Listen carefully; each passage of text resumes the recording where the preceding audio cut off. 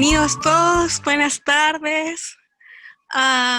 Un gusto de verlos después de una semana de 18. No sé si en la cámara, pero parece que nos vemos más anchitos de cara, ¿no? Yo quiero darles la bienvenida a todos y bueno, para mí este es un momento bien especial porque esta es una clase especial, es un profeta especial. Los que hacen parte del curso de profetas saben de lo que ha tratado el curso en sí y en general, ¿no? De por qué el Señor se vio la necesidad de levantar profetas, del perfil del profeta, del objetivo del profeta. Y hemos visto distintos profetas y la directriz que hemos utilizado principalmente ha sido el exilio. Entonces los clasificamos entre los preexílicos, durante el exilio y después viene posexilio. Y hay un profeta que, uno de los profetas mayores, que vivió todo este lapso, todo lo que significó ser deportado desde antes, él estaba hablando, y él estuvo a la par ahí con todos los deportados, incluso con los que se quedaron y que no fueron deportados. Y él no la pasó bien. Pero bueno, vamos a esperar lo que vamos a recibir en esta clase. Para mí es un honor, es una honra dar la bienvenida a un amigo que yo conocí en el año 2010 en Pichilemu, precisamente, hablábamos hace un rato Pichilemu, en mi escuela de consejería, y ahí yo le conocí a su esposa, ellos estaban empezando su relacionamiento, y hoy ya lleva 14 años en Chile, no sé, pero él ha abrazado esta patria. Hola Bárbara, bienvenida. Y él sabe más de Chile que yo.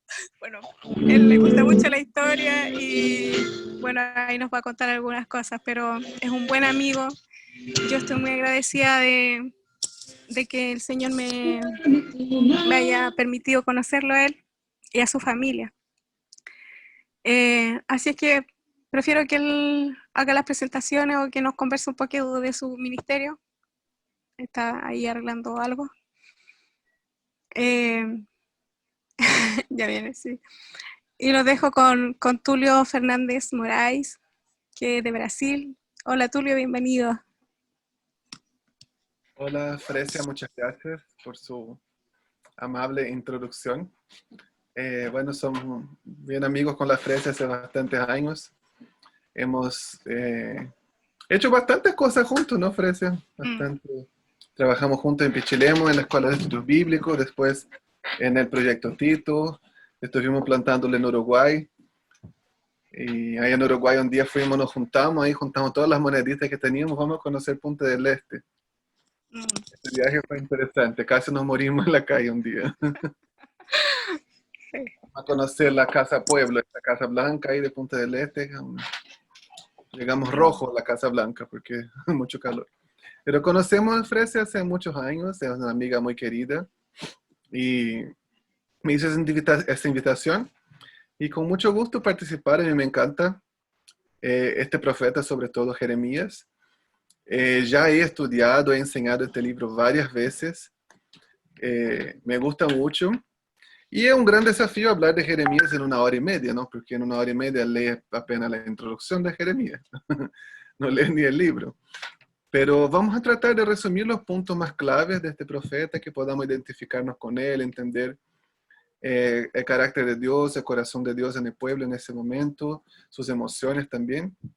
Y espero que pueda ser un buen tiempo para cada uno de ustedes. Yo estoy en Chile, dijo la Frecia, hace 11 años casi. Hace 14 años estoy en Jucum, pero en Chile desde el 2009.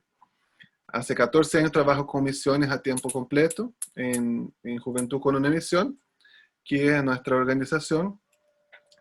Estudié, me gradué en la Universidad de las Naciones en estudio bíblico. Hice teología, también estudié teología y fui ordenado como pastor por la Iglesia Presbiteriana de Brasil. Y me encanta la palabra de Dios. Yo creo que es lo que todos nosotros necesitamos, es la base de nuestra vida. Mi esposa se llama Daniela, ella es de aquí, de la región de la Araucanía, donde nosotros vivimos. Nos conocimos en Pichilemu, en la base de Jucún en Pichilemu, en el 2009. Nos casamos en el 2011 y hasta el 2016 Estuvimos vinculados a Jocum Pichilemu y ya desde el 2017 estamos en Temuco. Nos venimos a la Araucanía, un trabajo pionero de Jocum aquí, la base de Jocum en Pichilemu. No sé si alguien pudo conocerla, pero es bien grande, tiene bastantes personas aquí. Llegamos, éramos 4, éramos muy poquitos. Y estamos aquí trabajando para el Señor, creyendo. Hay mucho campo, mucho trabajo, mucha necesidad de la palabra en la Araucanía. Y estamos trabajando en eso. Vamos a hablar entonces sobre Jeremías. Y voy a compartir algunas imágenes. Yo tengo un PowerPoint bien bacanoso, pero no lo voy a mostrar todo porque no nos daría el tiempo, ¿no? Pero aquí algunas cositas les quiero compartir. Aquí tenemos Jeremías, el profeta llorón. Él recibe ese título, ¿no? Siempre uno habla, Jeremías de profeta llorón. Yo creo que a veces injusticiamos a Jeremías, ¿no? Pobrecito, todo lo que sufrió en su vida. Si fuera cualquiera de nosotros, lloraríamos también. Pero se le dice eso porque hay muchas pasajes en el libro que nosotros llamamos las confesiones de Jeremías. Ahí vamos a ver un poquito sobre Jeremías. Y un mensaje muy clave, justamente lo que introducía Frese ahí, es que Jeremías fue un profeta clave en el cambio que ellos tuvieron entre ser un reino, ser una nación, el reino de Judá, y dejar de ser una nación y ser llevados al exilio. Jeremías fue testigo ocular de la caída de Jerusalén. Él estuvo presente ahí en el momento que Jerusalén cayó ante Nabucodonosor y los babilónicos. Él estuvo ahí hablando con las personas que quedaron, con el remanente. Y él también estuvo profetizando durante algunos años, unos pocos años del exilio. Y de todos los profetas, Jeremías es el que tuvo el ministerio más largo. Son alrededor de 50 años de profecía, 50 años de ministerio. Fue el más extenso, por lo menos que nosotros tenemos ahí nota en la Biblia, ¿no? Jeremías habló alrededor de 50 años. Mi Biblia. Si nosotros leemos Jeremías capítulo 1, versículo 1,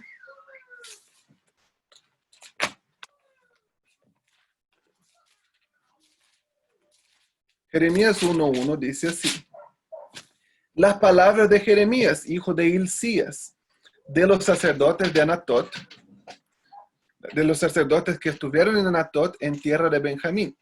Palabra que vino en los días de Josías, hijo de Amón, rey de Judá, en el año 13º de su reinado. Le vino también en día de Joacín, hijo de Josías, rey de Judá, hasta el fin del año 11º de Sedequías, hijo de Josías, rey de Judá, hasta la cautividad de Jerusalén en el mes 5º. Entonces vemos que él menciona ahí Josías. Nosotros vamos a ver que él menciona varios reyes en el libro, no menciona 5 reyes. Josías, Joacás, Joacín, Joaquín y Sedequías. Los 5 últimos reyes de Judá, Jeremías estuvo ahí. Y finalmente su libro termina con la destrucción de Jerusalén, la caída de Jerusalén en el año 586 antes de Cristo, cuando la ciudad fue totalmente destruida por los babilónicos. Ese es mi hijo, qué lindo. Era bebecito y ahora ya tiene casi 7 años. El libro de Jeremías, vamos a hablar de algunas peculiaridades del libro, ¿no? Como yo les mencioné, estuvo profetizando durante el reinado de 5 reyes. Bastantes cosas suceden en 50 años, ¿no es cierto? Yo tengo 32 años, todavía no he llegado a los 50 y muchas cosas han sucedido a lo largo de mi vida. Y justamente el tiempo de Jeremías era un tiempo de cambios mundiales. Era justamente la transición entre los poderes mundiales. El poder de Asiria se decae y asciende el poder de Babilonia. Y los imperios grandes estaban ahí luchándose entre sí. Estaba Egipto ahí al medio también. Y justamente entre el camino estaba Judá. Y vemos que ellos interactuaron con esos diversos imperios a lo largo de esos años también que Jeremías estuvo profetizando. Y muchas cosas sucedieron en ese tiempo.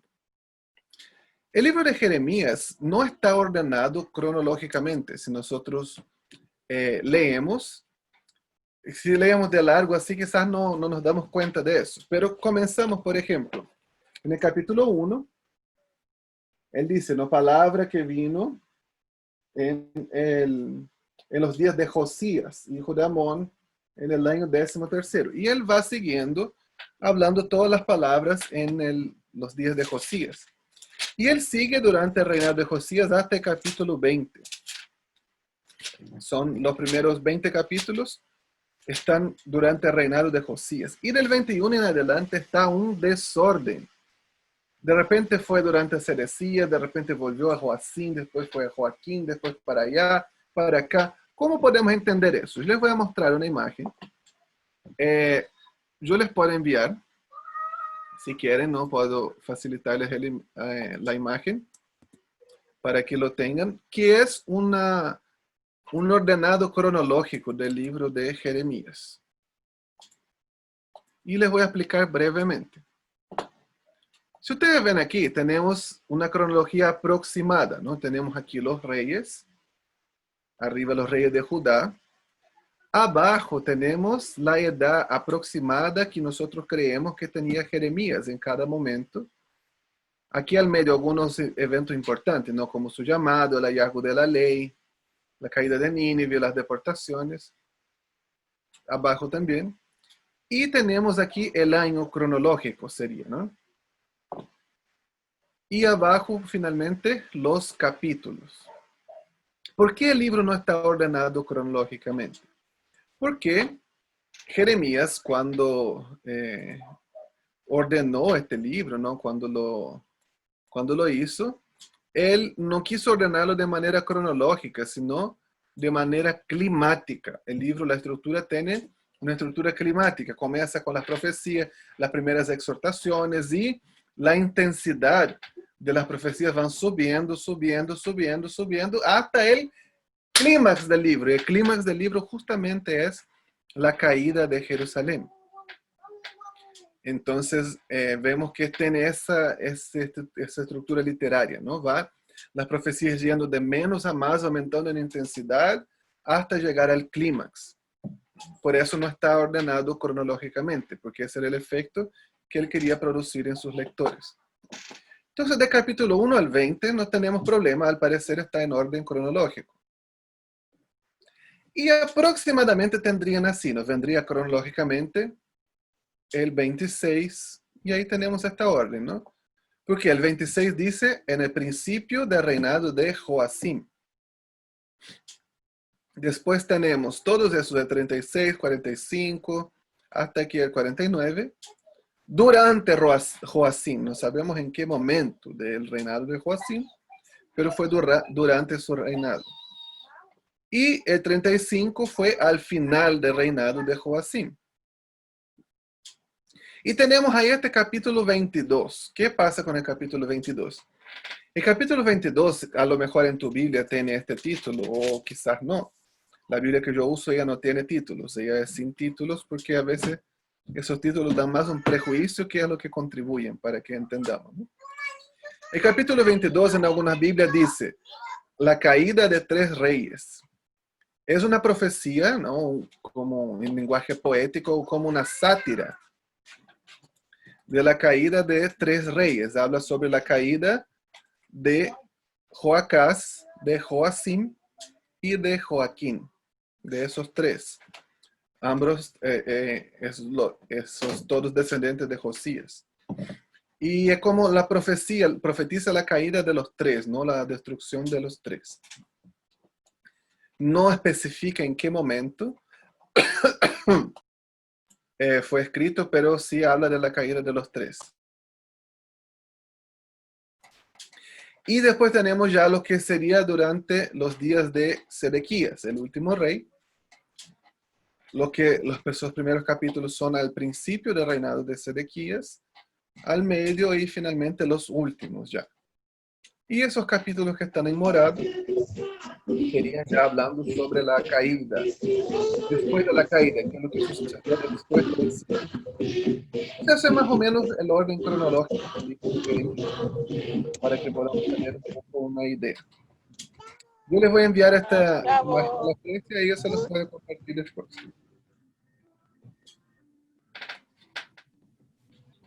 Entonces es importante entender eso. No está ordenado cronológicamente el libro de Jeremías. Algunas otras características interesantes del libro que nosotros tenemos que ver es su contenido, que son las principales cosas que él denuncia que estaba sucediendo en Judá. Primero, él denuncia la idolatría. Él denuncia los pecados que ellos cometían, todo lo que era adorar a otros dioses. Muchas veces la idolatría, ella es comparada con la fornicación o con el adulterio. Y esa es la primera gran denuncia de Jeremías. Luego nosotros vemos el segundo gran denuncia en sus profecías, es el pecado del liderazgo, el liderazgo corrupto. Habla mucho de la responsabilidad de los reyes y sacerdotes, porque por culpa de ellos no guiaron bien a Jerusalén, por culpa de ellos Jerusalén llegó a ser destruida.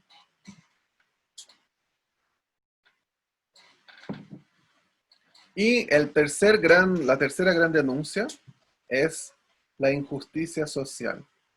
Cómo ellos oprimían a sus mismos hermanos, al huérfano, al pobre, a la viuda, al extranjero. Y la injusticia social es la tercera gran denuncia que vemos ahí en el libro de Jeremías.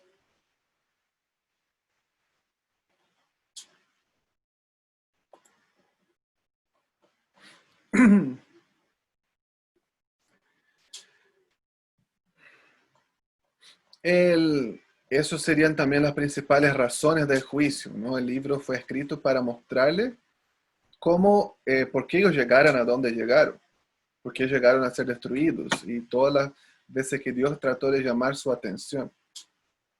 Y algo interesante, solo haciendo un paréntesis, ¿no? Nosotros vemos esa idolatría, pecado de liderazgo, injusticia social.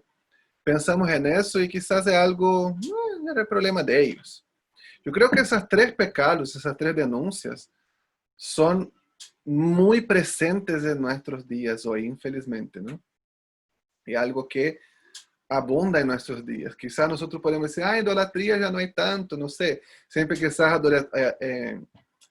relacionamos la idolatría con la Iglesia Católica porque adoran a la María, porque rezan el rosario y piden a los santos.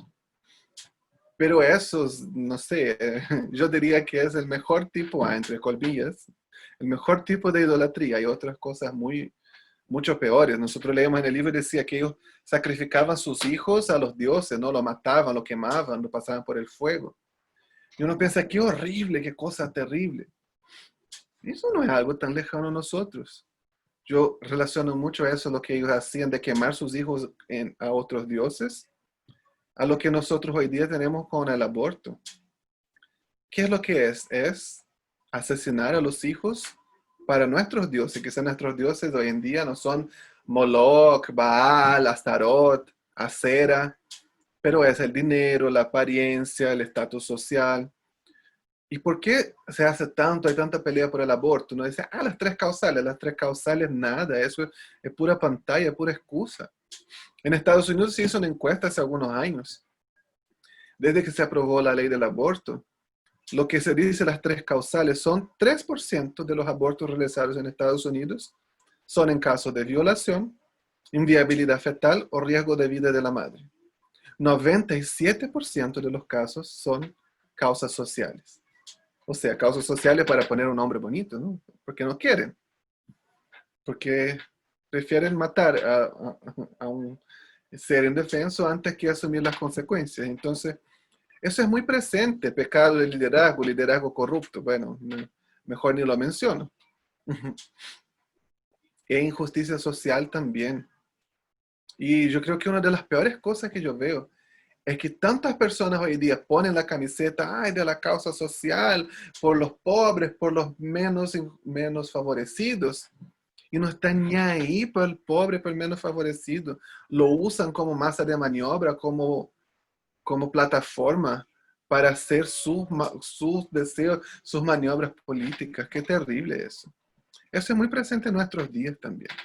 Nosotros podemos identificarnos con Jeremías, él denunció las mismas cosas que vivimos hoy en día.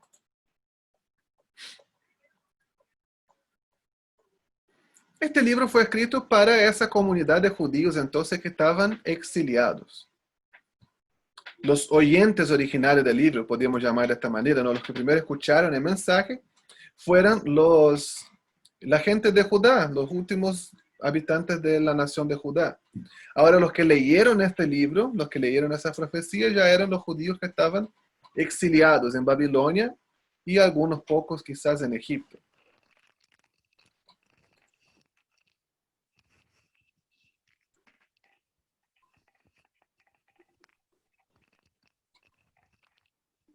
Este libro fue escrito entonces durante los reinados de esos 4 reyes. Eso nos daría una fecha del 640 hasta el 560.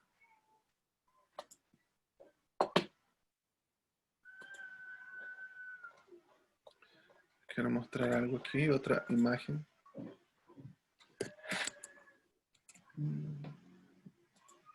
A veces es un poco confuso entender esta línea de tiempo. Tenemos ahí los reyes, la orden en que ellos reinaron. El primero mencionado en el libro es Josías. Josías reinó del año 641 al 609. Y Josías tuvo 3 hijos que a su debido tiempo fueron reyes. Y un nieto que era Joaquín. Aquí dice Joaquín, perdón, por la diapositiva, Joaquín. Un nieto también que fue rey. Pero no fueron en esta orden. Ya cuando Josías murió, su hijo coronado fue Joacás. Ahí entre paréntesis está un segundo nombre por el cual era conocido. Y Joacás reinó solamente 3 meses y fue llevado cautivo a Egipto. Entonces, cuando él fue llevado cautivo, reinó en el lugar su hermano Joacim.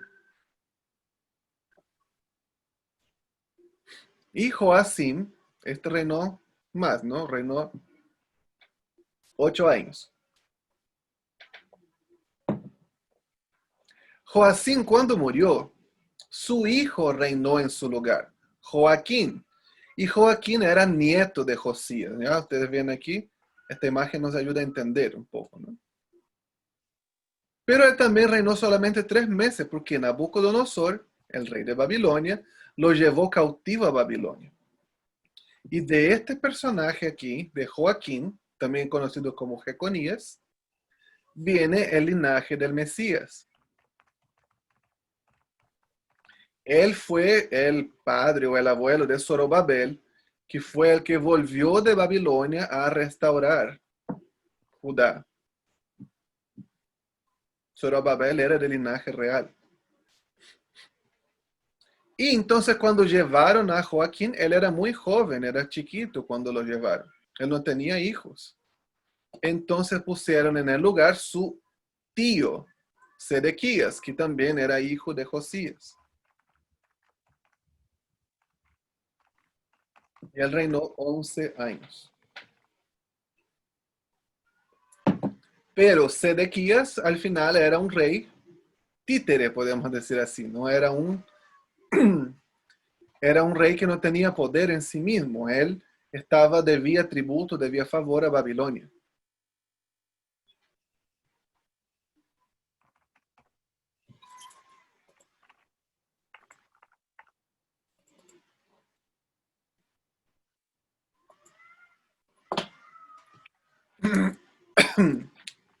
Hoy me raspa la garganta. Yo voy a hablar un poquito, así como tratar de resumir bastante un poco de cada rey y qué es lo que sucedió en su tiempo, porque muchas cosas cambiaron, ¿no? En 50 años. Entonces, primero yo quiero hablar de los días de Josías. Algo interesante de Josías es que no él fue como el rey que que reinó chiquitito. Él subió al trono con 8 años. Y fue un rey muy bueno. Si nosotros leemos los comentarios del mismo autor de Reyes, dice que fue el mejor de los reyes de Judá, de todos, el mejor de todos.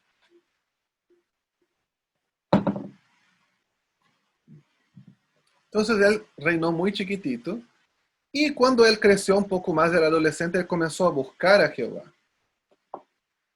Y se convirtió a Dios con todo su corazón y promovió una serie de reformas en Judá. En ese tiempo, el gobernante de Babilonia se llamaba Nabopolassar. Nabo es un dios de Babilonia. Por eso muchos comienzan con Nabo, ¿no? Nabopolassar, Nabucodonosor, Nabuzaradán, Nabonido. Muchos reyes o gente importante en Babilonia comenzaba con Nabo porque era una de sus principales divinidades. Nabopolassar entonces era un hombre prominente en Babilonia, y él se rebeló contra Asiria. ¿Te recuerdas, no? Asiria era el poder mundial y Babilonia era una de sus provincias. Entonces Nabopolassar se rebeló contra Asiria, hizo Babilonia un reino independiente y comenzó a haber guerra entre ellos. Hasta que en el año 612 lograron vencerlos. Derrotaron a los asirios. Destruyeron la capital, la ciudad de Nínive. Hay esta familia importante. No copie, por favor, todos los nombres, si no te vas a volver loco. Pero los quiero mencionar nomás para que sepan. Esta familia de Safán es una familia muy importante en el libro. Ellos eran escribas reales. Y ellos estuvieron relacionados con Jeremías y con todos los reyes. Ya solamente escucha, voy a mencionar eso. El primero entonces es Safán, y fue el que encontró el libro de la ley, que agarró el libro de la ley cuando lo encontraron y se lo leyó el rey, a Josías. Se menciona a Ahicam, que era hijo de Safán, a Elasá, también hijo de Safán. Elasá fue el que llevó la carta de Jeremías a los exiliados, de 29, Jeremías 29:11, todo el mundo lo conoce, ¿no? Yo sé los pensamientos que tengo sobre vosotros. Quien llevó esa carta fue Elasá. Gemarías, también hijo de Safán, que defendió a Jeremías cuando lo perseguían. Miqueas era nieto de Safán. Y él fue uno de los que leyó el rollo al rey Joacim. Esa que hay que cuando Jeremías escribe todas las profecías en un rollo y el rey lo manda a quemar. El que estaba leyendo era Miqueas. Y Gedalías, también era nieto de Safán, fue el que gobernó a Judá después de la caída de Jerusalén y fue asesinado. Toda esa familia fue muy importante a pesar de la maldad, de la impiedad de Judá. Esa familia eran hombres piadosos, eran hombres íntegros que eran empáticos con el mensaje de Jeremías, con las profecías, y trataban de buscar la voluntad y el favor de Dios.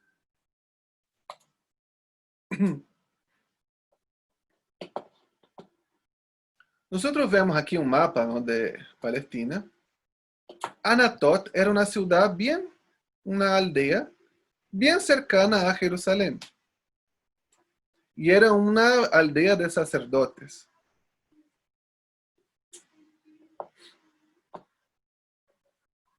Jeremías venía de familia sacerdotal. ¿Qué más sucedió en ese tiempo? Al final del reinado de Josías, nosotros tenemos esa pelea, ¿no? Ese juego de poderes. Tenemos Babilonia, se levantó, se independizó de Asiria, se levantó, quedó fuerte, quedó poderosa, y en el 612 destruyó a Nínive, la capital. No murieron todos. Cuando uno lee así a veces en la Biblia o en los libros de historia, destruyeron a Nínive. No es que mató uno por uno. No hizo una fila así en contra de la pared. No, no es que murieron absolutamente todos. Pero sí el poderío que tenían. Algunos pocos sobrevivientes, ¿no? Los resquicios del imperio asirio huyeron y se refugiaron en Carquemis, en Aram y Carquemis, que eran dos ciudades más al norte ahí del río Éufrates. Y ellos pidieron ayuda a Egipto, que era su aliado, que era parte del imperio asirio. Entonces ahora que Asiria cayó, tenemos dos potencias grandes luchando por el poder mundial, por el control mundial. Babilonia de un lado y de otro lado Egipto. ¿Y quién está en la mitad del camino? Justo, Judea.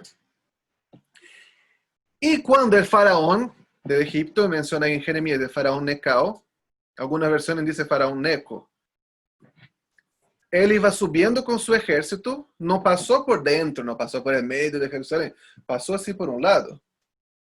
Y hay un pasaje muy corto, que es lo que se llama el Valle de Megiddo. Hay montañas, entonces es un pasaje muy corto, ¿no? Un paso que no hay otro lugar. Se está llegando con ejército, con carros, con caballos, no tiene por dónde más pasar. Tiene que pasar por ahí, por el Valle de Megiddo. Y Josías, sin tener una palabra de Dios, sin tener una dirección, una palabra profética, simplemente se mete al medio. No lo voy a dejar pasar. El problema de Necao no era con Josías. Dios no le dijo que hiciera frente a Josías. Él simplemente se metió allá, no sé por qué, pero se metió ahí. ¿Y qué es lo que sucedió? Se puso el pijama de palo. Lo mataron, lo hirieron de gravedad, él murió. Y dice que todo Jerusalén lloró porque era un rey muy bueno, un rey muy querido. Y así terminó su reinado. Las reformas que él incentivó en Jerusalén eran muy grandes, fueron muy importantes, ¿no? Él eliminó todo tipo de idolatría que podía haber en Jerusalén, todos los sacerdotes, todas las inmundicias, limpió el templo, invitó a todos a celebrar la Pascua, a guardar las leyes, encontró el libro de la ley que había sido perdido de tan mal que ellos estaban hasta el libro de la ley perdieron, ¿no? Entonces, pero los primeros 20 capítulos de Jeremías son durante los días de Josías. No sabemos si antes de las reformas, después de las reformas, pero sí, aunque Josías fue un rey bueno que impulsó la adoración a Jehová, vemos que aún había impiedad, aún había maldad en la nación de Judá.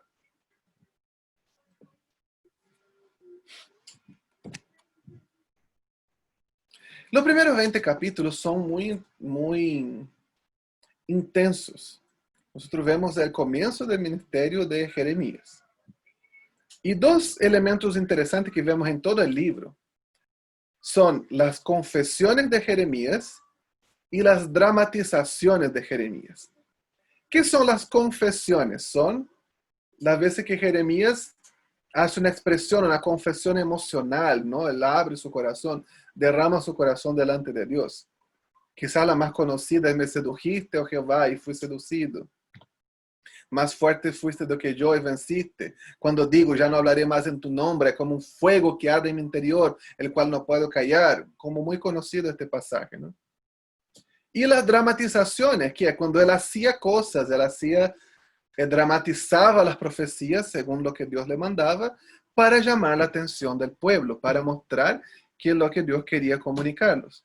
Quizá la más conocida de Jeremías es el barro y el alfarero, ¿no? Donde descendió a la casa del alfarero y lo moldeó y el vaso se echó a perder, el alfarero lo desarmó y lo hizo de nuevo.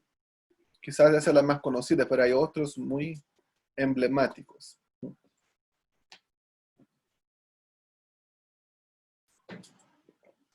Creemos que Jeremías fue llamado muy joven, alrededor de sus 20 años, porque él dice, ¿no? Yo soy como un niño. Bueno, no era un niño así, no era un puber, pero era muy joven. Él no había iniciado su ministerio, era de una familia de sacerdotes, aún no había iniciado su ministerio sacerdotal. Tenía menos de 30 años. Y si él dice que yo soy como un niño, Él no había ni iniciado aún su aprendizaje, ¿no? Como en labores sacerdotales. Por eso creemos que él tenía alrededor de 20 años.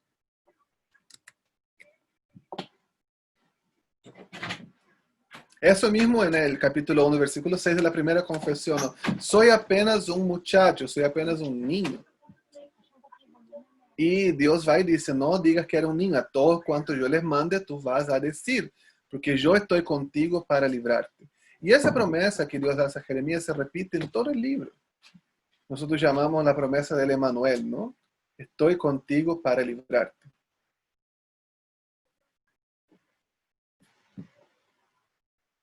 Y le da dos símbolos proféticos, le muestra ahí la vara de almendro y la olla hirviente para confirmar su llamado.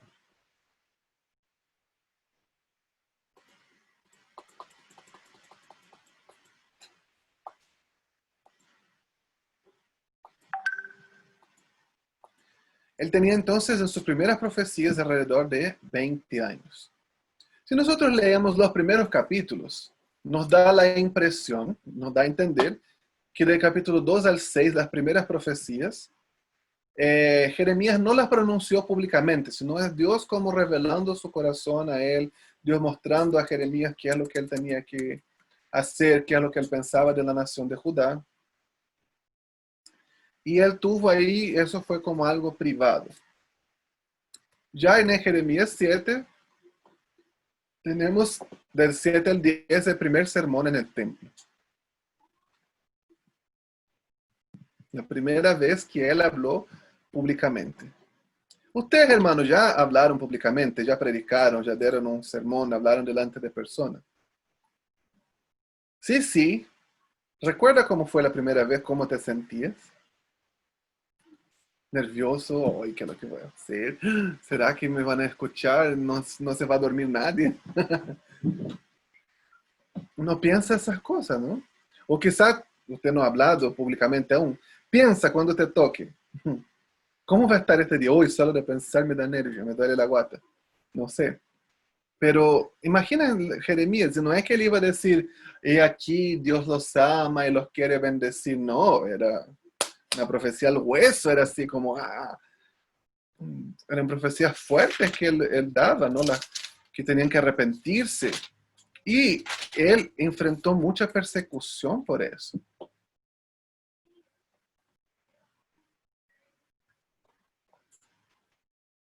Hay muchas palabras de juicio.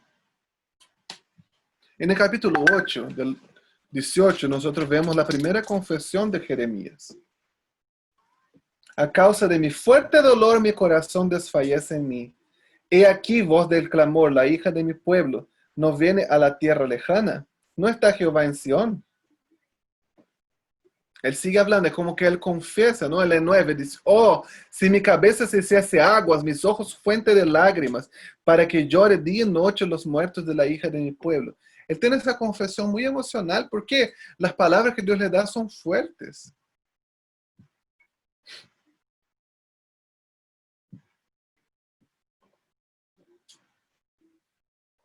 Y vemos que del capítulo 13 al 20, tenemos ahí todas las confesiones y las dramatizaciones.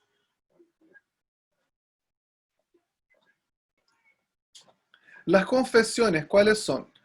En el capítulo 11, ya leí esa del 8, ¿no? En el 11, del 18 al 23. Cuando hacen un complot contra la vida de Jeremías. Y él dice, y yo era como un cordero inocente que llevan a degollar, pues no entendía que maquinaban designios contra mí, diciendo, destruyamos el árbol con su fruto y cortémoslo de la tierra de los viventes, para que no haya más memoria de su nombre. Ese complot, es interesante que en esa parte, ese complot fue de la misma gente de Anatot, de su propia ciudad, hicieron un complot contra él. Imagina qué difícil, ¿no? Ser rechazado por su propia familia, por su propia gente. El llamado de Jeremías no fue fácil.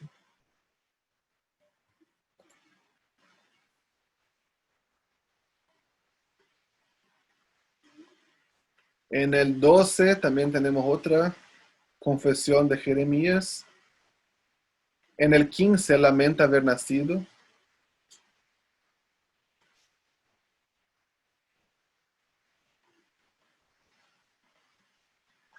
Y en el 20 es la más conocida, ¿no? La confesión de Jeremías, de que me sedujiste y fui seducido. Ahora, no siempre tiene que decir, yo siempre hablo. Yo no puedo agarrar las cosas, los pasajes de la Biblia, y simplemente sacarlos, tirarlos sueltos ahí. De, ay, Jeremías dijo que Dios le sedujo y le engañó. No puede ser eso. ¿En qué contexto estaba eso? Jeremías le habían agarrado, le habían dado una buena paliza, y él quedó toda la noche en el cepo. ¿Ustedes saben qué es un cepo? Yo les voy a mostrar, aquí tengo una foto.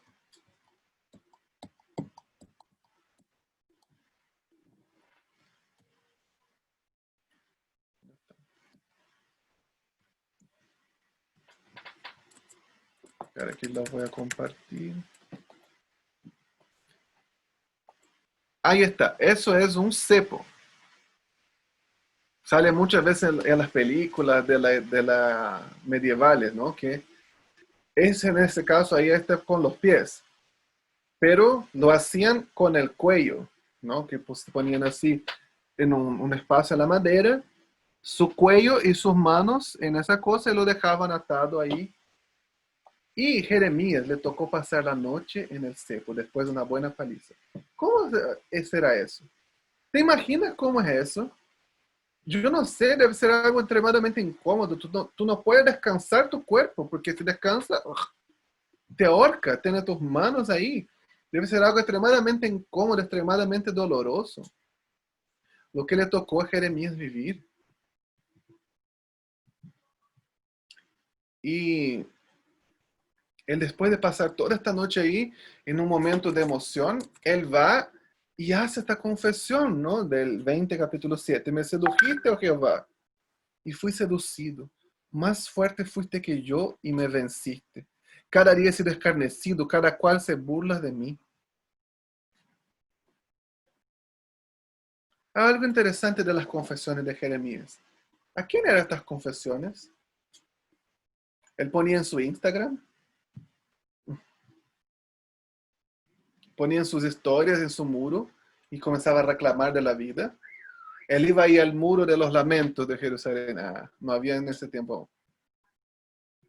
Él iba ahí a la plaza pública de Jerusalén y comenzaba a reclamar, mira que Jehová me sedujo, yo no quiero profetizar y él me obliga y es más fuerte que yo. ¿A quién él expresó estas confesiones? A Dios mismo. Él las confesó, él expresó lo que estaba sintiendo a Dios. A nosotros nos pasan percances, ¿no es cierto? O solo a mí me pasa. Nos pasan situaciones. Pero cuando nos pasan situaciones, ¿a quién yo tengo que expresar mis emociones? Al Señor las tengo que expresar. No tengo que expresarla a mi vecino. No es que yo no puedo, ¿me entiendes? Sí puedo de repente expresar que es lo que estoy sintiendo a otra persona. Pero a quién yo debo derramar mi corazón, quien debe escuchar mi súplica, mi queja, mi lamento, es el Señor. A Él debemos expresar.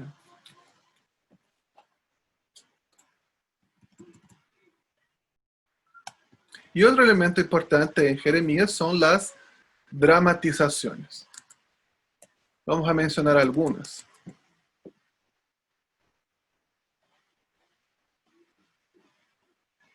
La primera que nosotros vemos en el capítulo 13 son los cintos de lino. Estoy seguro que ustedes no saben qué es un cinto de lino.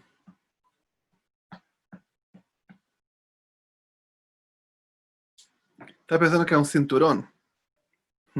Yo leí y pensaba, era como un cinturón, ¿no? Algo que él usaba para amarrar el pantalón. Bueno, ellos no usaban pantalón en ese momento, te cuento. No había pantalón. ¿Saben qué es un cinto de lino? Les voy a mostrar. Eso es un cinto de lino.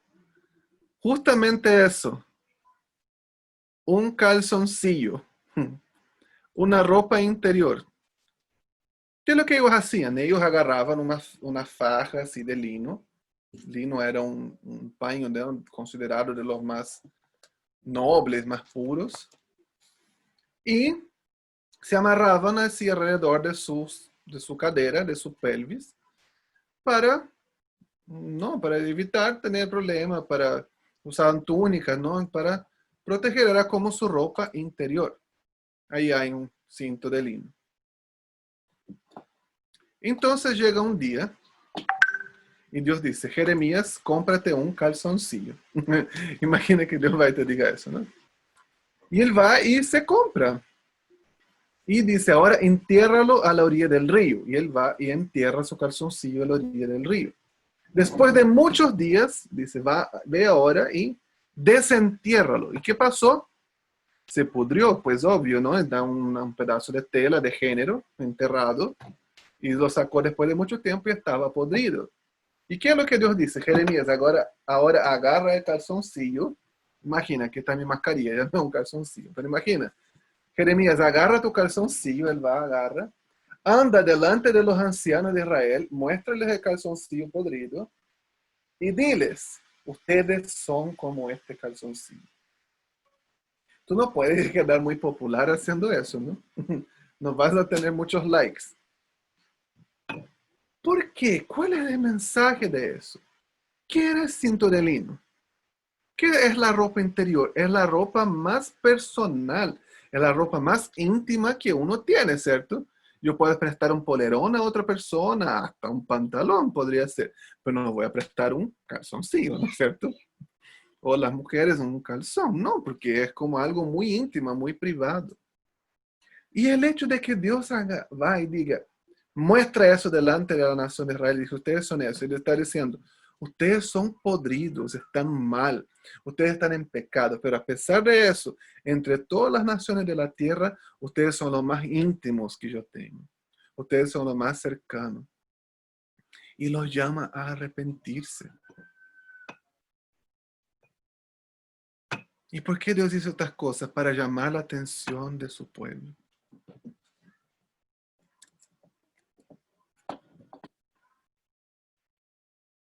Otro que él tiene después también en el capítulo 13 es de las tinajas de vino. No hay mucha cosa ahí, ¿no? Él dijo que las tinajas están para ser hechas de vino, o sea, obvio. Y dice: ustedes están hechos para ser llenos del juicio de Dios.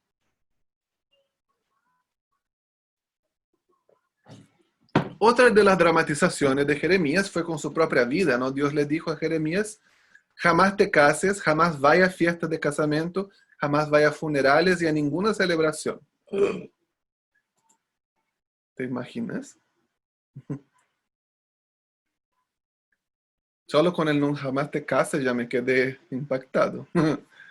Ahora, además de eso, nunca vaya a ninguna fiesta, ninguna celebración ni ningún funeral.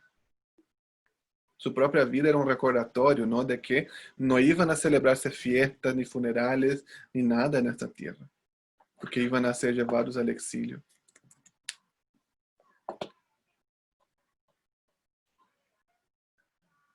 En el 18 y 19 tenemos el tema del barro y del alfarero, ¿no?, de la vasija. Algunos años atrás, yo estudiaba música, estudiaba en un conservatorio de música. Y en el conservatorio donde yo estudiaba piano. Además del instrumento, uno tenía que hacer una materia complementaria. Era obligación en el conservatorio. Y uno podía elegir, y yo elegí artes plásticas. Y yo me recuerdo que nos enseñaron algunas técnicas de dibujo, no aprendí mucho, dibujo horrible. Y nos enseñaron también a trabajar con barro, con arcilla, greda. Y algo muy interesante, y yo me recuerdo, y cuando yo llegué a estudiar Jeremías, el Señor me dio una revelación, ¿no? Jeremías 18 dice: desciende y baja a la casa del alfarero. Y él desciende, baja a la casa del alfarero y ve, no sé si ustedes ya vieron cómo alguien trabaja en el barro, pero yo lo encuentro tan lindo, tan relajante mirar, así. No sé, es como ver cómo giran hacia el torno, ¿no? Es como van moldeando, van dando forma. Uno puede poner en YouTube y ver. Algo muy típico también ahí muy cerca de Santiago está Pomaire. Ahí hay mucha gente que trabaja, ¿no?, con la greda y hace muchas cosas. Cuando yo vivía en Pichilemu siempre pasaba en Pomaire a comer empanadas y comprar jarros. Y el jarro salía más barato que la empanada, porque la empanada era muy cara. Pero él vio, ¿no? Estaba haciendo y moldeando, y de repente mientras él moldeaba se echó a perder. ¿Qué es lo que hace? Aplasta de nuevo el barro y lo hace nuevamente. ¿Y cuál era el mensaje, Israel? Ustedes, yo soy el alfarero y ustedes son el barro y yo lo estoy moldeando, pero ustedes se echaron a perder. Yo tengo que rehacerlos. ¿Y cómo yo lo hago? Yo voy a mandarles un castigo, yo les voy a mandar el exilio, pero los voy a reconstruir. ¿Y qué es lo que decía? Acepten que yo los voy a rehacer. Acepten el exilio. Este era el mensaje. Cuando uno está trabajando con el barro, hay 3 estados del barro. Yo me recuerdo de eso, ¿no?, la profesora enseñando. Cuando el barro en su estado natural es totalmente blando, es como una plasticina, ¿no? Como con lo que juegan los niños. O como un, qué sé yo, un pan, una masa de pan, antes de cocerlo, obviamente. Uno agarra y la moldea perfectamente. Generalmente uno tiene siempre un jarro de agua al lado, así como una fuente con agua, moja sus manos y va trabajando y va moldeando el barro. Cuando una vez yo ya hice el vaso, mientras está hablando yo lo aplasto de nuevo y lo vuelvo a hacer. Cuando él ya se secó, imagina que ya tiene un vaso y yo lo quiero moldear nuevamente. Cuando pasó poco tiempo de que él se secó, ese estado se llama el estado de cuero, en que ya está duro, ¿no? La pieza ya está firme, pero no del todo. Entonces yo puedo, si yo pongo presión, yo todavía logro moldear un poquito. Imagina un jarro aquí, un jarrón, y yo presiono las paredes y todavía lo puedo moldear. Pero ¿qué sucede? Cuando yo pongo presión, se agrieta un poco, porque ya está un poco seco. Entonces yo lo pongo presión, se agrieta, pero ahí yo mojo mis manos con agua, vuelvo a pasar por ahí y se arregla la grieta. Ahora, si yo lo dejo secar bastante tiempo, el barro llega a un estado que se llama el estado de hueso. Y el estado de hueso ya está seco. Y no se puede moldear. Si yo lo pongo presión, ¿qué es lo que pasa? Se rompe. Se rompió. Pero todavía se puede trabajar con esta pieza, ¿sabían? Y yo me recuerdo de la profesora enseñando. Ella dijo, si está en estado de hueso, ¿qué es lo que tú tienes que hacer? Tú lo rompes en, no sé, en pedazos pequeños, lo más pequeño que tú consigas. Tú agarras un paño, un género, un trapo, cualquier cosa. Pone los pedazos adentro del paño. Agarra un martillo o un combo y ¡pa! ¡Pa! ¡Pa! ¡Pa! ¡Pa! ¡Pa! ¡Pa! Hasta hacerlo polvo. Y una vez que está hecho polvo, le agregas agua, casi casi como una harina, ¿no? Lo agregas agua y vuelve a su estado natural.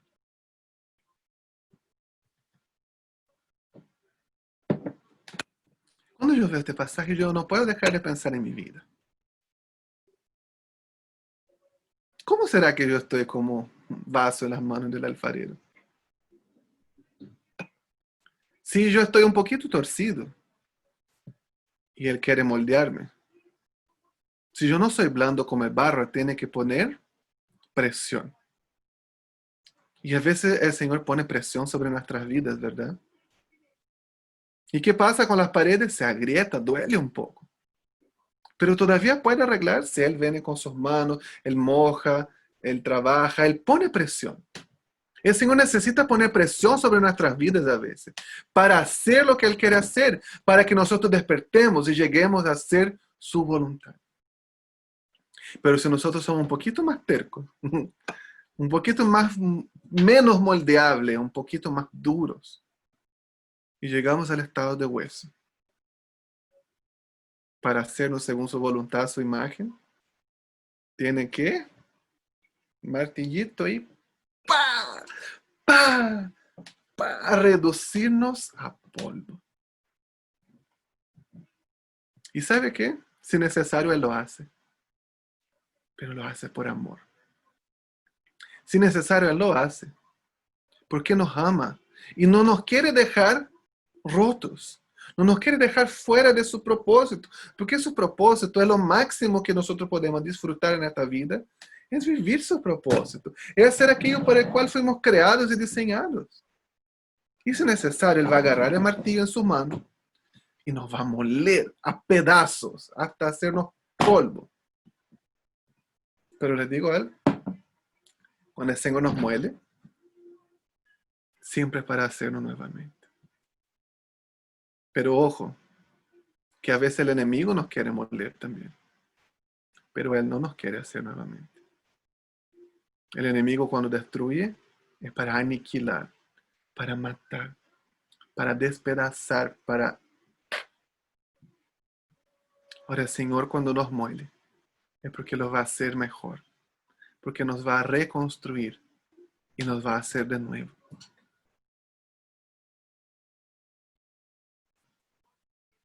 Y finalmente el barro puede pasar por el fuego, ¿no? Y cuando pasa por el fuego, cuando el barro está cocido, ya no se puede hacer nada. En el capítulo 19 vemos que él llega delante de todos, compró una vasija del alfarero. Llega delante de los ancianos del pueblo, va al valle de Hinón, agarra el vaso y ¡plaf! Los estrella delante de ellos. Dice, así ha hecho el Señor con ustedes. Porque ustedes me dejaron. Comenzaron cultos a Baal, a Acera, se prostituyeron bajo todo árbol frondoso, en todo collado alto. Hermanos queridos, seamos moldeados por el Señor. Tengamos un corazón como el barro, moldeable, blando. Y si tú dices, ay, mi corazón no está muy blando, bueno, todavía hay arreglo. Necesita quizás un poco o bastante presión, o necesita unos cuantos martillazos. Pero seamos moldeables a la mano del Señor. Amén. Del capítulo 21 en adelante, entonces tenemos todos los otros reyes. Reyes.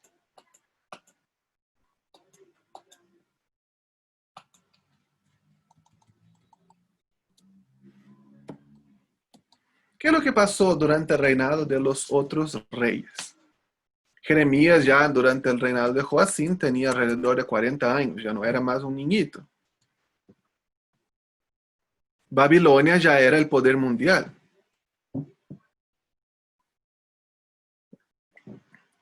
En el año 609, después de esta batalla donde murió Josías, la batalla de Megiddo, el mismo faraón sigue marchando hasta el norte a enfrentarse con los babilónicos en la batalla de Carquemis. Y allá en Carquemis él es derrotado definitivamente y el poder mundial pasa a ser Babilonia.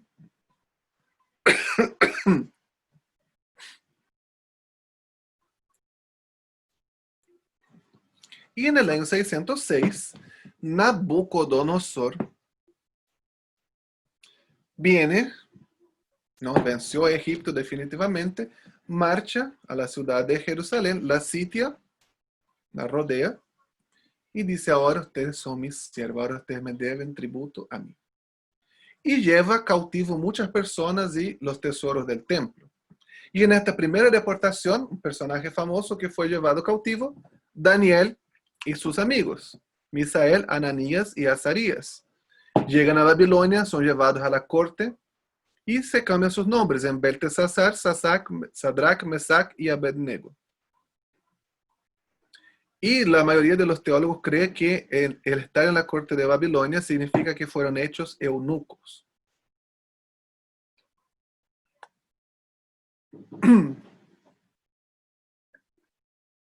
Antiguamente, en la antigüedad había esta creencia, ¿no? Que la carne era opuesta a todo lo que era intelectual. Entonces, para si eran sabios de la corte, tenían que anular toda su carnalidad, todo su deseo carnal, sexual. Por eso los hacían eunucos.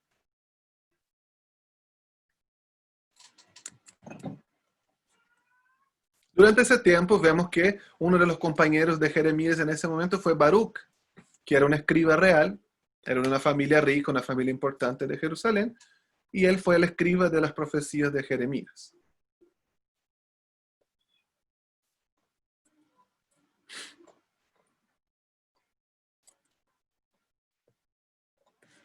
Algo interesante para destacar en esta parte, ¿no? En el capítulo 36, durante el reinado de Joacim, son los rollos. Dios va y dice a Jeremías, ¿no? Escribe todas las profecías que yo te di desde que comencé a hablarte hasta ahora en un rollo. Y dice, mira, lo voy a leer mejor. En el año 4 de Joacim, Dios dice, toma un rollo, escribe él todas las palabras. Llamó a Baruch, escribió toda la cosa. Aconteció que en el año 5 de Joacim, en el mes 9, promulgaron ayuno y él se entregó el rollo. ¿Te das cuenta de que dice que él, en el año 4 Dios le mandó a escribir y en el año 5, en el mes 9, recién el rey recibió el rollo? ¿Habrá tomado 1 año y medio, 1 año 9 meses, más de 1 año, escribir todas las profecías en un rollo? Se lo llevan a la presencia del rey, el rey escucha 5 minutos y ¿qué hace? Lo lanza al fuego. Qué feo es tener el corazón duro y no escuchar las palabras del Señor. ¿Y qué es lo que Dios va y dice a Jeremías? Hazlo de nuevo y agrega muchas otras profecías más. Tú piensas a veces hay gente que no vale la pena. Hay gente que no vale la pena, mejor que se vaya al infierno. Uno piensa así a veces, yo no me pienso. Hay gente que no vale la pena orar por ella, no, que se vaya al lago de fuego, porque no quiere, no valora la palabra de Dios, no vale mi esfuerzo, no vale mi saliva, mi cansancio, la proyección de mi voz, las arrugas que me cría en mi cuerpo, en mi cara.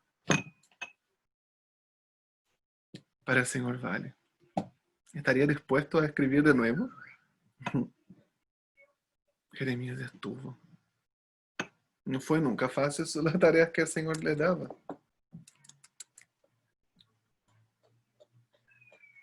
En esa parte nosotros tenemos, en el capítulo 25, nos dice que la copa de la ira de Dios a las naciones está rebosando. En el texto de la Septuaginta, que es el manuscrito griego del Antiguo Testamento, está el capítulo 25 y después sigue los capítulos del 46 al 49. Parece ser el orden correcto, ¿no? Porque el capítulo 25 habla del juicio a las naciones y del 46 al 49 comienza el juicio a Amón, el juicio a los filisteos, a Moab, a Edom, el juicio a Siria, a Tiro, a Egipto, a Babilonia. Entonces, parece ser el orden correcto, ¿no?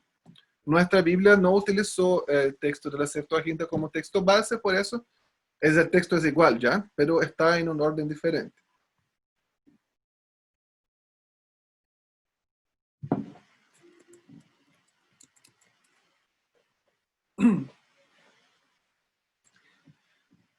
Los dos reyes que reinaron 3 meses, Joacás y Joaquín, ya les mencioné, ¿no? Fueron llevados cautivos. Joacás fue llevado cautivo por el faraón a Egipto, donde murió. Y Joaquín fue llevado cautivo a Babilonia, donde pasó toda su vida. Y eventualmente murió también. Y el libro de Jeremías justamente termina con este personaje, cuando Joaquín, después de 37 años cautivos en Babilonia, fue liberado. Y se sentó en la mesa del rey y comió de la mesa del rey.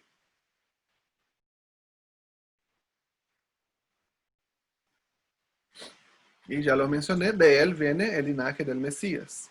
Y de él viene Zorobabel. Cuando, en ese momento en que Joaquín es coronado, es un poco difícil entender esa parte, ¿no? Si uno lee Jeremías, da a entender algo, si uno lee Crónicas, ¿será que eso? O Reyes, es un poco difícil de entender. Pero lo que nos da a entender es que Joacim ese que quemó el rollo, ¿no? Dejó de pagar tributo a Babilonia. Nabucodonosor sitió Jerusalén y mientras Jerusalén estaba sitiada, él murió. Y coronaron a Joaquín, su hijo. Por eso Joaquín duró tan poco tiempo, solamente 3 meses, y él se rindió a Nabucodonosor. Eso es lo que da a entender. Cuando nosotros leemos, parece ser la mejor explicación, y muchos comentaristas, muchos teólogos creen que esa es la mejor explicación.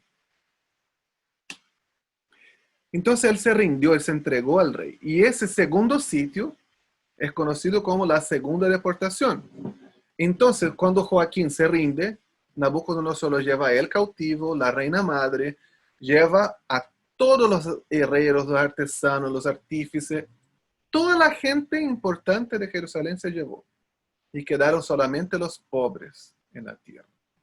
Y en esta segunda deportación, que fue la más grande de todas, fue llevado Ezequiel. Ezequiel también era de una familia de sacerdotes. Fue llevado Ezequiel y el rey, fueron los personajes importantes llevados en esta deportación. Y comenzó Sedequías. Entonces Sedequías nunca fue un rey independiente, un rey autónomo, siempre debió pagar tributo a Nabucodonosor. Y Sedequías parece ser un hombre bien extraño, ¿no? Un hombre muy raro. Él de repente llamaba a Jeremías y consultaba y después trataba mal a Jeremías y lo mandaba a arrestar y después lo mandaba a soltar. Era como un hombre muy inconstante que tenía temor por su vida y por su nación, pero al mismo tiempo no se sometía a lo que Dios quería hacer. Y durante el reinado de Sedequías se desarrollan los últimos días de Jeremías. Al mismo tiempo que venían palabras de bendición, venían palabras de juicio, de exhortación. Un pasaje famoso de eso durante los días de Sedequías es el capítulo 27 y 28 de los yugos. ¿Qué sucedió? Casi toda la nación había sido exiliada en Babilonia. Estaban allá el rey, los importantes, los nobles. Y Jeremías estaba profetizando que todos van a ser llevados al exilio. Judá va a terminar. Y aparece un profeta ya, Pasur, andava profetizando que não, em 2 anos os exiliados serão restaurados e vão a volver a Jerusalém.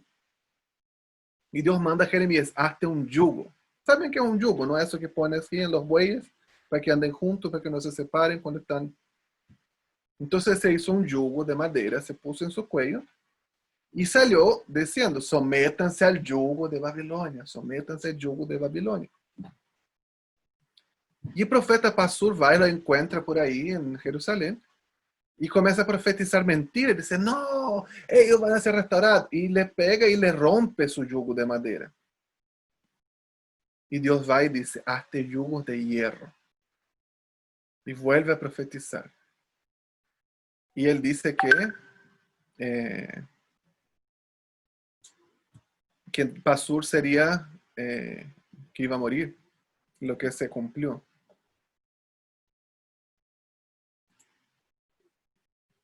En esa parte también tenemos muchas promesas de restauración. Está la carta a los exiliados que manda Jeremías, ¿no? El capítulo 29. Está el famoso pasaje también en Jeremías 37, de Jeremías lanzado de la cisterna.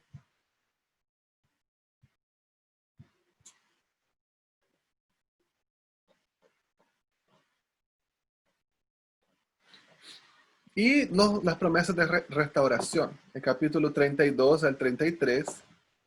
Encuentro muy interesante. Pónganse en el lugar de Jeremías. La ciudad está sitiada por los babilónicos, la nación más poderosa y cruel de la tierra. Ellos saben que pueden ser destruidos, el sitio ya dura muchos años, ya no hay comida dentro de la ciudad, la gente está desesperada. Y Dios va y dice a Jeremías que compre una heredad, una tierra fuera de Jerusalén. Yo me imagino Jeremías yendo delante de un magistrado, que sea de alguien, dice, yo quiero comprar tal tierra de mis parentes. ¿Qué te pasa? El mundo está acabando. Nuestra nación va a ser destruida en unos pocos días. Y tú vienes a comprar una heredad. Sí, yo la voy a comprar. Porque Dios me dice que aún se van a comprar tierras aquí. Aún se van a plantar viñas. Aún van a celebrarse bodas. Yo veo eso y yo pienso, ¿no? Nosotros, en el pronóstico actual que tenemos del año 2020, no tenemos mucha esperanza, quizás, la situación política, social de Chile está muy inestable. La situación sanitaria, la salud, la pandemia, los acuerdos internacionales, anda todo así como por una gota más rebosa el vaso. Ya anda rebosando, ¿no? No me da mucha esperanza. Y el Señor dice, compren, vendan, hagan negocios, aún voy a volver, compre una heredad. Y es como, ¿what? ¿Y a quién vamos a creer? ¿En las circunstancias o al Señor? ¿Cuántas personas yo he visto que Dios dio desafíos de comenzar cosas nuevas, de comenzar ministerios durante ese tiempo de pandemia? Y la gente le mira así, que le falta unos gramos para el kilo, ¿qué les pasa? Pero hay que escuchar al Señor. Su palabra, su soberanía, su voluntad. Y Jeremías lo hizo como una señal profética, como una dramatización. Aún se van a comprar y vender tierras en este lugar.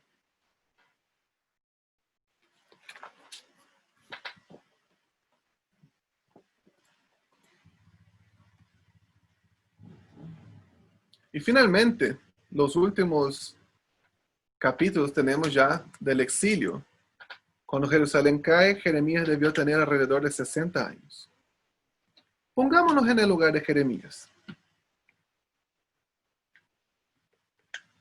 Él estuvo 40 años más o menos hasta este momento profetizando en Jerusalén, diciendo que se arrepintieran, que se volvieran a Dios, que Babilonia iba a venir, pero iban a ser restaurados después de 70 años.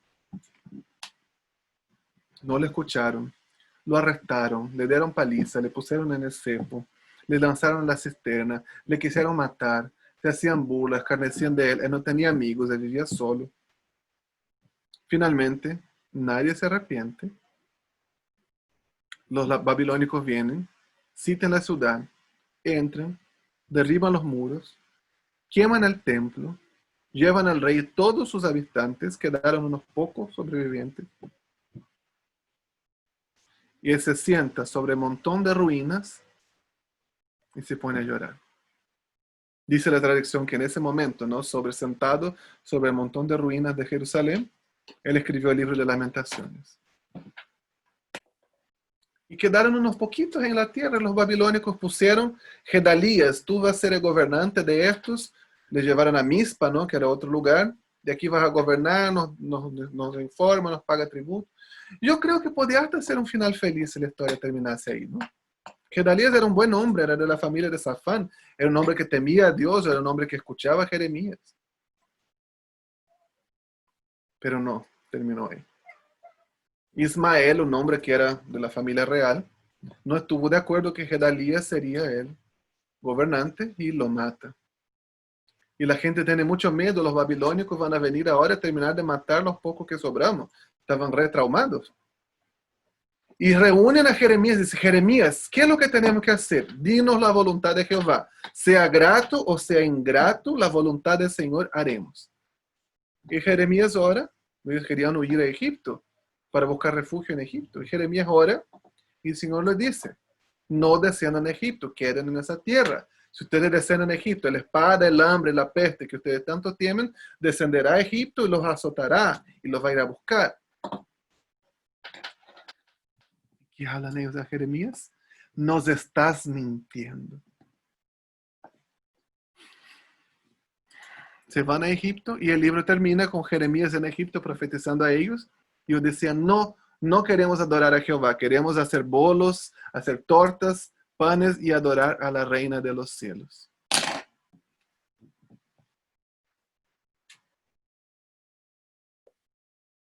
Si yo miro la vida de Jeremías, profetizó 45, casi 50 años a un pueblo que no se arrepintió. La ciudad fue destruida, el remanente no le creyó y terminó en Egipto profetizando a un pueblo que decía, no queremos adorar a Jehová, queremos hacer tortas a la reina de los cielos. ¿Tú dirías que Jeremías fue un profeta exitoso?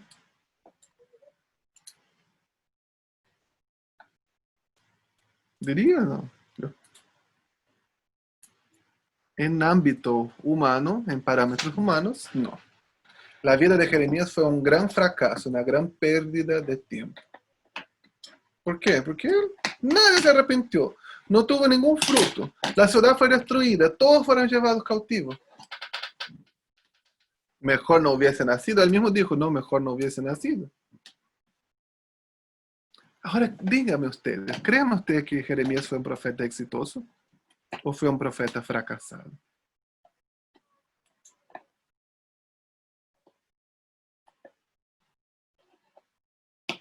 Yo creo que Jeremías fue un profeta exitoso. ¿Sabe por qué? No por los resultados, no por los números de su ministerio, no por la cantidad de personas que se arrepintió, por los milagros que hizo. ¿Sabe por qué Jeremías fue un profeta exitoso? Porque él obedeció. Y en las cosas del Señor, el éxito no se mide con los resultados. El éxito en las cosas del Señor no se mide con los números. El éxito no se mide por los logros. El éxito se mide por la obediencia. Y Jeremías obedeció a obediencia perfecta todo aquello que el Señor le encargó.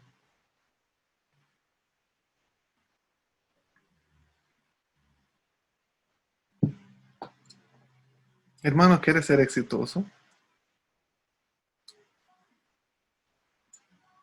Obedezca. ¿Quiere ser exitoso? Obedezca al Señor. Yo muchas veces he cuestionado la voluntad de Dios. Yo les contaba, ¿no? Yo viví muchos años en Pichilemu y tenía un ministerio en parámetros humanos exitoso allá. Tenía una escuela de estudios bíblicos grande, tenía el ministerio que se llamaba el Proyecto Tito. Todos los años nosotros viajábamos, íbamos a un país en contextos de comunicadores orales, contextos de selva, gente analfabeta, poco alcanzada a enseñar la palabra. Teníamos casa, teníamos todo allá, estábamos exitosamente cristianos, misioneros. Y el Señor nos dijo que nos fuéramos de allá. Nos trajo aquí a la Araucanía. Yo estoy aquí hace casi 4 años. Yo creo que en los 4 años de ministerio aquí, no junto los números de un semestre de trabajo, de números de personas que yo alcanzaba ahí. Y yo pienso, Señor, ¿por qué? ¿Qué dijiste? Y muchas veces yo he pensado y cuestionado al Señor. Pero ¿será que si yo hubiese quedado allá, hubiese seguido con números, yo estaría siendo exitoso?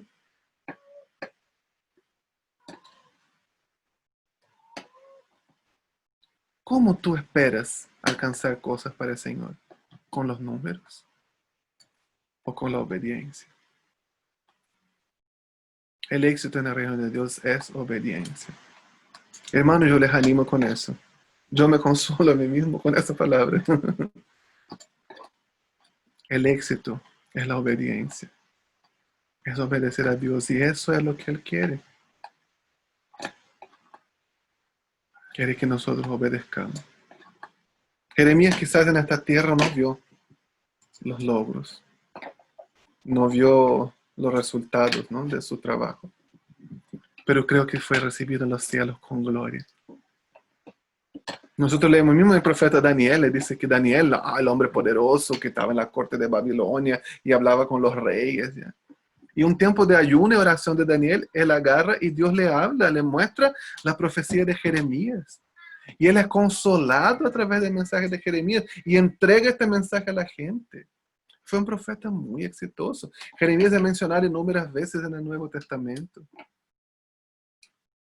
Y fue un profeta tremendo. Quizás no vio los resultados. Y es triste porque yo quiero ver los resultados, ¿no? Ayer, lunes, sí fue ayer. Yo estaba manejando, estaba en el auto. Y yo les comenté, ¿no?, que yo estudié piano. Y durante muchos años no tuve piano. Y la semana pasada, yo me compré un piano. Y auspicia la FP, nada, mentira. Un piano eléctrico, un piano electrónico, hacía muchos años y qué bacán poder volver a tocar. Hoy estaba súper mal, súper oxidado. Y estaba viajando, estaba en el auto con mi esposa y ella me estaba preguntando que le gustaba mucho una canción de Beethoven que se llama Para Elisa. Es que ella es muy conocida de Beethoven, ¿no? Taranananananana. Y siempre me gustó mucho esta canción y yo la tocaba y veníamos en el auto y el Señor habló tanto conmigo. Y esta vez, oye, ¿cuál es la historia de esa canción? Comenzó mientras veníamos viajando, comenzó a buscar en YouTube la historia de esta canción y comenzó a hablar de Beethoven. Y ustedes conocen, ¿no? Saben que Beethoven, él quedó sordo con el paso del tiempo.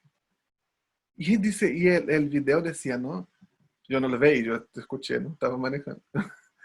Y decía que no se dio por vencido.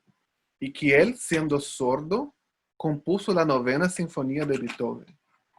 Demoró 6 años el componer esta sinfonía. La obra maestra de su vida. Él hacía varias cosas, ¿no? Como abrir el piano y poner su cabeza para sentir la vibración de las notas, o ponía un palito así en su boca, como así, y sentía la vibración. Dicen que él agarró un piano y cortó los piecitos del piano y se acostaba en el suelo. Él componía así, se acostaba en el suelo. Y dicen que cuando él inauguró la novena sinfonía de Beethoven, él, siendo sordo, imagínate, ¿no? Nunca escuchó sus propias sinfonías. Y él hizo de maestro, ¿no? De regente de la orquesta. Y cuando terminó, todos pararon. Y todos estaban emocionados. Y él quedó como sin saber qué entender. Y una persona que estaba a su lado le dio vuelta. Todo el teatro estaba en pie, estaba de pie aplaudiendo. Y hasta hoy día la novena sinfonía de Beethoven es una de las obras más famosas de la historia.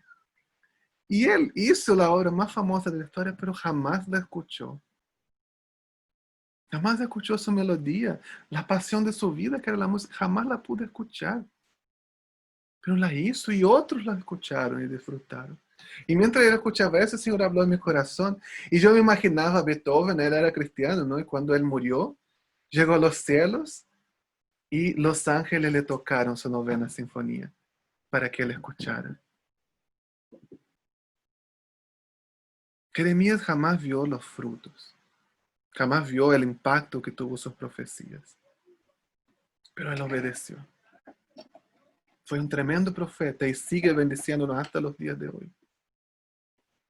Imagina Jeremías hubiese desistido cuando le lanzaron la cisterna. Quizás no tendríamos el libro de Jeremías. Él obedeció hasta el final y creo que fue recibido en los cielos con gloria. El Señor tenía algo para nosotros. Somos el barro en sus manos, ¿no? Obedezcamos al Señor. Amén. Oramos. Padre Celestial, muchas gracias porque, wow, este libro, la vida de este profeta nos inspira tanto. Muchas gracias por poder estudiar y quizá identificarnos un poquito con este gran hombre de Dios. Este hombre que pasó por tantas situaciones, persecución, rechazo, golpes, prisión, hostilidad, cárcel, soledad, frío, hambre, injuria, calumnia. Pero se mantuvo fiel a tu palabra. Y aún sin ver ningún resultado, él obedeció. Aún sin ver nada, él hizo y cumplió tu voluntad. Señor, muchas gracias. Ayúdanos a ser hombres de compromiso, de palabra, que como Jeremías se aferran a lo que tú dices, obedecemos. Aún no veamos los resultados. Ayúdanos, Padre. Ayúdanos a ser fieles. Ayúdanos a ser resilientes y permanecer contigo, permanecer en tu palabra. Y ayúdanos a obedecerte sobre todas las cosas. En el nombre de Jesús. Amén.